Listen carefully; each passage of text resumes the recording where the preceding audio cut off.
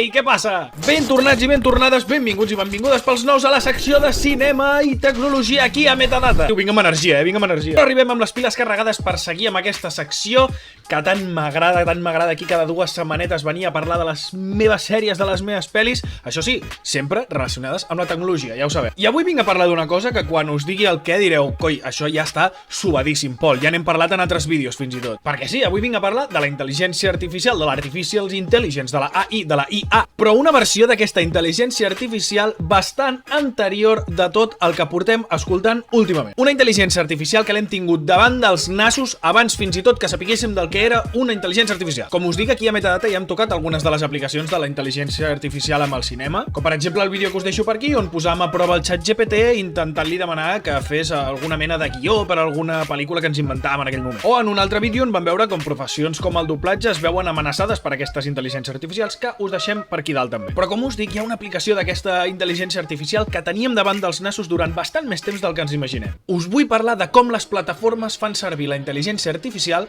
per recopilar totes les nostres dades per saber què ens agrada, què volem veure, què tirar endavant amb alguna sèrie o amb alguna pel·lícula o no. Les plataformes recopilen informació nostra, des de data, dia, hora de la setmana que hem vist X pel·lícula o X sèrie, el dispositiu amb la que l'hem vist, si l'hem vist a l'Smart TV, si l'hem vist a la tablet, si l'hem vist a l'ordinador. També les busques que fem dins la plataforma, si busquem les pel·lis, els actors, si busquem categories, tot plegat. Fins i tot continguts que tornem a veure. O si aquests continguts els hem pausat, els hem deixat a mitges i no els hem recuperat mai més, si els hem pausat en aquest minut i després els hem seguit més endavant. Un munt de dades, us ho promet. Però bueno, que tu tot això ja ho sabies perquè et vas llegir els termes i les condicions, oi? I doncs la intel·ligència artificial treballa amb aquesta recol·lecció de dades. I no és l'única cosa amb la que treballa amb les plataformes, ja que també està present a la creació del contingut. Perquè si agafem aquesta muntanya de dades que us comentàvem fins ara i en fem una lectura exhaustiva, més enllà del aquesta sèrie l'han vist tantes persones, el nostre top és fins aquí, si no arriben a aquestes visualitzacions, cancel·lem i fora. Quan dic que està dins de la part creativa, és que totes aquestes dades també serveixen per dir mira quin tant % de persones ha vist una sèrie policíaca. Un exemple, m'ho invento, ara arriba Halloween i volen fer una sèrie de terror, però estan veient per les seves dades que aquest últim any les històries que incorporaven una trama X han funcionat molt bé. Doncs saps què? Farem una pel·lícula o una sèrie encarada al Halloween, però que a més hi posarem aquest tipus de trama perquè hem vist que a la gent li ha molat. I totes aquestes coses que us comento és com una miqueta en general, no? Per saber què entregar-nos, saber què donar-nos i que nosaltres ho devorem. Però també treballen d'una manera bastant més personalitzada, cap a tu directament. Aquesta intel·ligència artificial també pot agafar tota aquesta informació, tot aquest tinglado i dir, vale, doncs acabes de veure una pel·li policíaca, un thriller judicial i una sèrie sobre policies i advocats. Doncs agafarà i farà que totes les portades que et surtin quan tu obres la plataforma, si hi ha algun personatge o alguna cosa relacionada amb els policies, amb els advocats, etc.,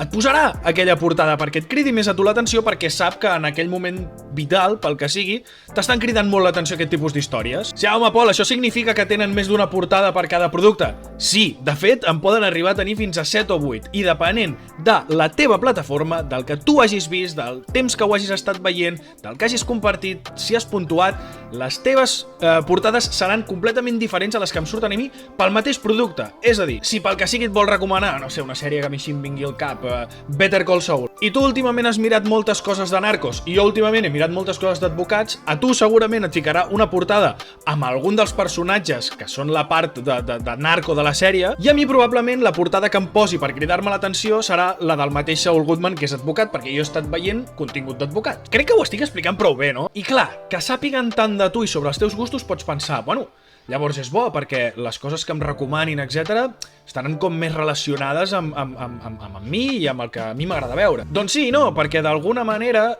acabarà sent una roda, perquè si tu mires pel·lis d'advocats i no para de recomanar-te coses d'advocats, es crearà un cercle en els teus recomanats que només seran coses d'advocats i policíaques i judicials com a molt, etc. Per tant, d'alguna manera, en aquestes intel·ligències artificials, igual que amb el TikTok, amb l'Instagram o amb aquestes coses, les hem d'entrenar una mica, no és només simplement, bueno, com que ja em recomanarà el que jo vulgui, no, ostres, li hem d'ensenyar una mica també el que a nosaltres ens agrada per no tancar aquest cercle, com comento, que crec que és molt fàcil de que pugui passar amb una plataforma com són les de streaming. Per això, humilment, crec que el contingut que fem aquí a Metadata és perfecte per tu, que t'agrada provar cosetes, que t'agrada veure coses diferents, i en aquí sempre t'estarem recomanant coses per sortir d'aquest cercle i que no sempre estiguis mossegant-te la cua. Per tant, ara és el moment de deixar-te un bon like si t'ha agradat el vídeo. Has arribat fins aquí, no et costa res, és absolutament gratuït. Mira, clica, no et cobrem, ja veuràs com cliquis i no et cobrarem res. I si no vols perdre ni un sol dels nostres vídeos, subscriu-te al canal, que a més estaràs donant suport al contingut en català a YouTube.